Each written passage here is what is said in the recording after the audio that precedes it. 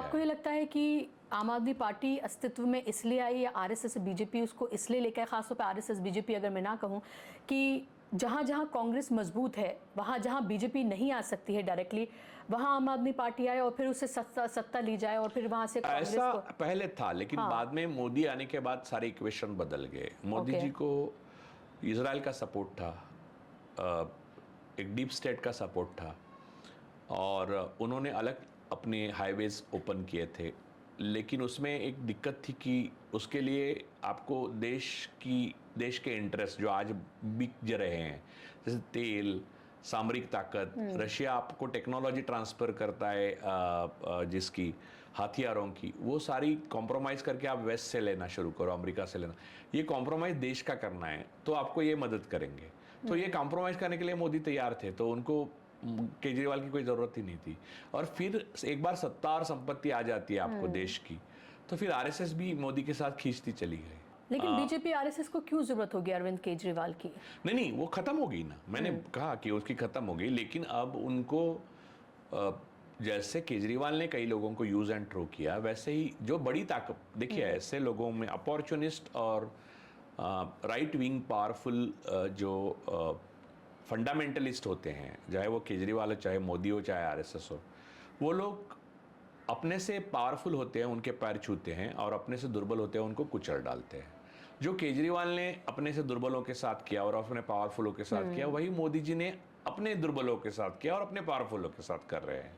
तो केजरीवाल दुर्बल हो गए मोदी के सामने, तो उनको कुचल जाना ही था। तो आप क्या फ्यूचर देख रहे हैं आम आदमी पार्टी का? आम आदमी पार्टी एक ऐसी न्यूसेंस वैल्यू लेकर पैदा हुई है कि जिसमें डीएनए बेसिकली आरएसएस का है। अब कॉकरोच जनता पार्टी जो डिजिटल आ गई है, वो आम आदमी पार्टी का ही स्पेस ऑक्यूपेशन है। जो आज यूथ जो आप देखिए, वो जो उसके जो मेन है दीप के साहब, उनकी बायो देखिए, उन्होंने गायब कर दिया, लेकिन उसमें बायो आपको मैंने भेज दिया है। उसमें उन्होंने सारा काम जो लाइफ में किया है वो आम आदमी पार्टी के साथ किया है। वो दिल्ली के मुख्यमंत्री के कंसल्टेंट है, फिर आम आदमी पार्टी के साथ काम किया है, फिर उन्होंने सारे काम आम आदमी एजुकेशन डिपार्टमेंट के साथ काम किया है। तो ये क्या आप कह रहे हैं आम आदमी पार्टी की बी टीम है? हाँ, मैं आपको लोगों को ये चेतावनी फिर एक बार देना चाहता हूँ। 2011 के बाद ऐसी स्थिति में देश में कोई बड़ा आंदोलन अगर खड़ा हो सकता है तो वो कॉकरोच जनता पार्टी नहीं, क्योंकि उसको एक फिलॉसफी होनी चाहिए। देखिए, उनकी जो मांगे हैं उसमें मुसलमानों के लिए क्या है, जबकि सबसे ज्यादा भुक्तभोगी मुसलमान क्या है, वो सेम राइट विंग स्टाइल जरा आज से हटके, यानी आपने कोलगेट में वो स्वाद नहीं है इसलिए क्लोजअप हिंदुस्तान लीवर ही ला रही है।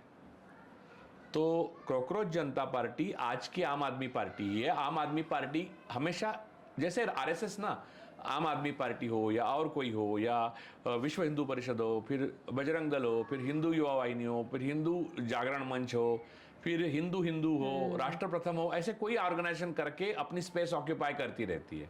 वैसे आम आदमी पार्टी की भी है कि वो अपने एक एमीबिक वो है, वो डिसेंट्री देश को वो नया अमीबा फैलाती रहेगी। तो कॉकरोच जनता पार्टी उसी का हिस्सा है, और वो, मुझे इसमें कोई संदेह नहीं है। मैं इतना मंच पे बोल रहा हूं तो उनका बायोडाटा डिक्लेयर कर